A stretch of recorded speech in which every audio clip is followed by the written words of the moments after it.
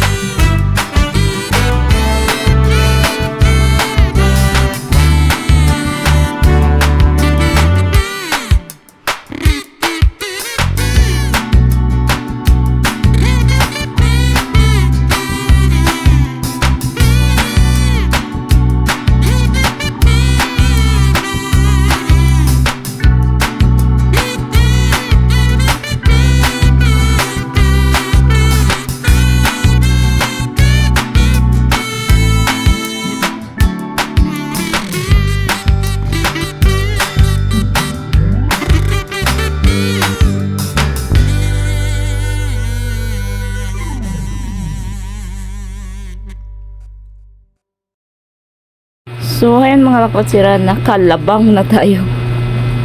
Nasa highway na kasi tayo eh. So, kailangan natin lakarin pa. Kunting lakad na lang mga lakotsira. Kasi nasa unahan pa ang ano natin. So, by the way mga lakotsira, itong banda, ito yung sa itaas, ito yung LRT. So, kung gusto mag LRT or mag jeep, okay lang naman, walang problema. Pero, gusto ko na maglakad. So, andyan na naman tayo, naglakad. So, kailangan lakarin na lang natin. So, ayan, madaan natin yung Pure Gold. O, diba? Nagabihin at ng mga lakotsira. Saan maninga? Akala ko, nandoon lang sa Puguso. Sa lahat-lahat ng mga bangko, siya pa ang wala. Paano na ang layo kasi mabuti lang hindi umulan, wala tayong dalang payong, tsaka ano, o diba, ang layo-layo ng nilakad natin mga lakotsira, para na nating nag-walking, nag-jogging. So, ayun, patuloy tayong maglalakad mga lakotsira. So, hindi naman, sanay na din akong mag-isa. So, pero, kailangan din nating mag-ingat sa paglakad, mag-ingat sa mga, kailangan kabila at kaliwa at tingnan natin mga sakyanan bago tayo lalabang. Kasi hindi natin alam. Mag-ingat tayo sa mga hinaanuhan natin. Matatagpo ang mga tao kasi mahirap na. So, hindi naman ako na-worried. Wow, na-worried. So, ayun, ang layo-layo mga lakotsira, di ba?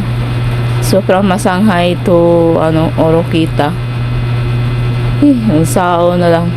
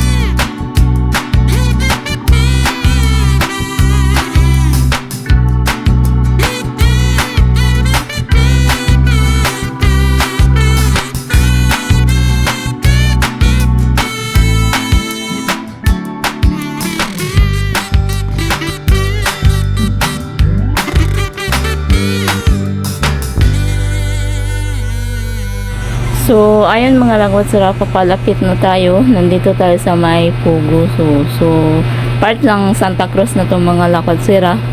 So, malapit na tayong marating sa bahay. So, ito po yung Santa Cruz. So, galing tayo ng PNB kasi hindi tayo nakakuha ng BPI kasi zero balance pa kasi bagong ano pa daw, baka bukas pa. So, ayan. Nandito na talaga tayo sa sa Oroquita. Oroquita kasi sa amin mga Lakwatsira eh. So matagal na akong nanirahan dito sa Oroquita. I think 2020 hanggang ngayon. So yan ang aking buhay. Wow, buhay. So hanggang dito lang mga Lakwatsira. So by the way mga Lakwatsira, yung tinitirahan namin malapit lang talaga sa Quiapo. Center of the city lang talaga siya ang tirahan namin. So, ayan. Yung malapit kami sa LRT, LRT1, LRT2. Yan yung daanan ng So, hanggang dito na lang mga Lakwatsira ang ating kaganapan. From Masanghay hanggang dito sa Oroquita. So, maraming salamat sa always support. Ako po ang inyong naglilingkod, Lakwatsirang Kawilaw nun. Once again, maraming salamat sa inyong panonood. Ayan. At hanggang sa muli, thank you and thank you again. Hindi ako nagsasawang magpasalamat kaninyong tiyanan.